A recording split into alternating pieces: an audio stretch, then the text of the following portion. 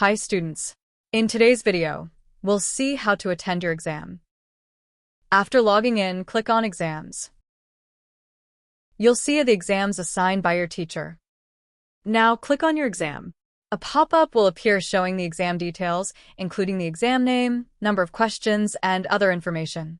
When you're ready, click Start Exam. Before you begin, read the exam guidelines carefully.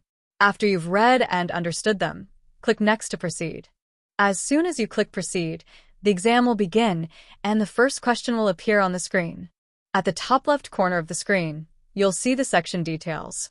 In this exam, there are 2 sections. Now you can read the question carefully and start answering.